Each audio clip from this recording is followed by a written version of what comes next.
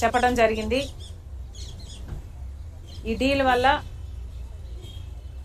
ఆంధ్ర రాష్ట్రానికి కూడా నష్టం జరుగుతుంది అని చెప్పడం జరిగింది. కాబట్టి ఈ డీల్ని స్క్రాప్ చేయాలని అడిగాము. దీని మీద ఎంక్వైరీ జరగాలని అడగడం జరిగింది. ముఖ్యమైన విషయం ఏమిటి అంటే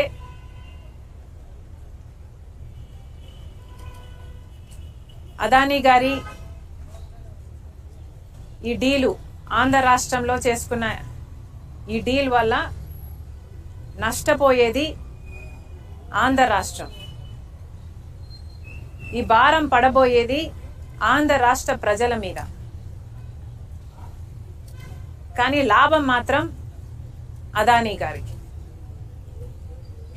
ఇది ఎక్కడి న్యాయం అని అడుగుతున్నాం. కేవలం అదానీ గారికి లాభం చేకూర్చడానికి చేసిన ఈ డీల్లో ఆంధ్ర రాష్ట్ర ప్రజలను తాకట్టు పెట్టడం జరిగింది. ఇది న్యాయమేనా? అది కూడా ఈ డీలు రాబోయే 25 సంవత్సరాల వరకు ఈ డీలు వర్తిస్తుంది అంటే ఈ తరమే కాదు వచ్చే తరానికి కూడా తాకట్టు పెట్టినట్టు దీని అర్థం కాదా? కేవలం ఒక్క అదానీకి మేలు చేయటానికి ఆంధ్ర రాష్ట్రాన్ని ఆంధ్ర రాష్ట్ర ప్రజలని తాకట్టు పెట్టి వాళ్ళకు నష్టం వచ్చినా పర్వాలేదు అన్న రీతిలో ఆలోచన చేశారు. ఇలాంటి డీలే అదానీ గారి కంపెనీ సెకీ ద్వారా గుజరాత్ ప్రభుత్వం ₹99 కుదుర్చుకుంటే అదే ఆంధ్ర రాష్ట్రం ₹2.49 పవర్ సప్లై అగ్రిమెంట్లు చేసుకున్నారు. ఈ తేడా దాదాపు ₹5 వరకు పడుతుందని, హిడెన్ కాస్ట్లు అన్నీ కలుపుకుంటే ₹2.49 కాదు ₹5 వరకు చేరుతుందని ఒక అంచనా ఉంది. మరి అలాంటప్పుడు ఆంధ్ర రాష్ట్ర ప్రజల మీద పడబోయే ఎలక్ట్రిసిటీ బిల్లు భారం ఎంత? ఎన్ని లక్షల కోట్ల రూపాయలు ఆంధ్ర రాష్ట్ర ప్రజల నెత్తిన మోపపోతున్నారు? ఒక ప్రభుత్వము ఎక్కువ ధరకు కరెంటు కొనుగోలు చేయాలి అని పవర్ సప్లై అగ్రిమెంట్లు చేసుకుంది అంటే దానికి అర్థం ఎక్కువ చెల్లించేది ఎవరు? ప్రజలు కాదా? డిస్కాంలేమో ఎలక్ట్రిసిటీ సప్లై చేసిన తర్వాత బిల్లులు వసూలు చేసేది ఆంధ్ర రాష్ట్ర ప్రజల దగ్గర నుంచి. మరి అలాంటప్పుడు ఈ భారం అంతా ఆంధ్ర రాష్ట్ర ప్రజల నెత్తిన మోపడం కాదా? ఇది ఎక్కడి న్యాయం అని అడుగుతున్నాం. ఎందుకని ఇంతవరకు కూడా అటు కేంద్ర ప్రభుత్వమైనా ఇటు రాష్ట్ర ప్రభుత్వమైనా ఒక్క ఎంక్వైరీకి కూడా ఎందుకు కమిషన్ చేయలేదు అని ప్రశ్నిస్తుంది కాంగ్రెస్ పార్టీ. ఈ అవినీతి బయటపడింది, డిస్కవర్ చేసింది మన ఏజెన్సీలు కాదు.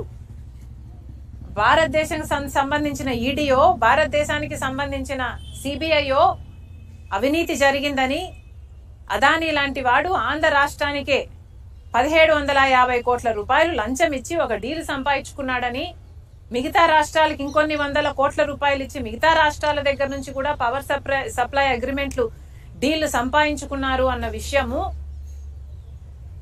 మన ఏజెన్సీలు ఏవి బయట పెట్టలేదు. ఎంత సిగ్గుచేటు! ఇక్కడ మన దేశంలో జరిగిన అవినీతి ఎక్కడో అమెరికాలో బయటపడింది. ఇక్కడ ఎందుకు బయటపడలేదు? ఇక్కడ ఎందుకు డిస్కవర్ చేయలేకపోయారు? ఎందుకంటే ఈడీ అయినా, సిబిఐ అయినా, ఇన్కమ్ ట్యాక్స్ అయినా అన్ని అదానీ గారి చేతుల్లోనే ఉన్నాయి.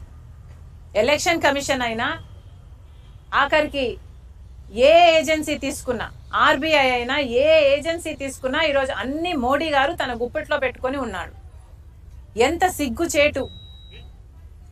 మన దేశంలో ఈ అవినీతి డిస్కవర్ చేయలేకపోయాం.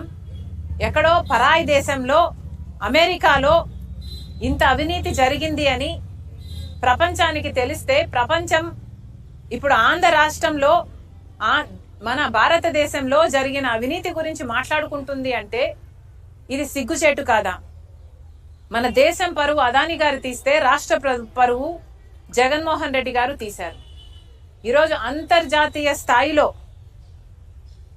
అదాని అవినీతి గురించి, జగన్మోహన్ రెడ్డి గారి అవినీతి గురించి, మిగతా ముఖ్యమంత్రుల గురించి, ఎవరైతే డబ్బులు తీసుకున్నారో వీళ్ళ అవినీతి గురించి అంతర్జాతీయ స్థాయిలో మాట్లాడుతున్నారు.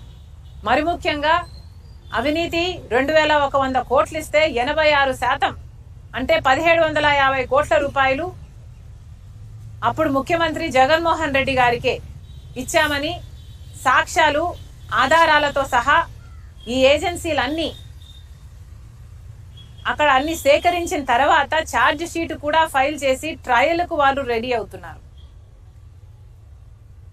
అక్కడేమో ఇంత ఆధారాలు సాక్ష్యాలు ఉండి వాళ్ళు ట్రయల్ కూడా రెడీ అవుతుంటే ఇక్కడ మనం కనీసం అవినీతి జరిగింది అని మాట్లాడడానికి కూడా కేంద్ర రాష్ట్ర ప్రభుత్వాలు సంకోచిస్తున్నాయంటే ఎందుకు అని అడుగుతున్నాం.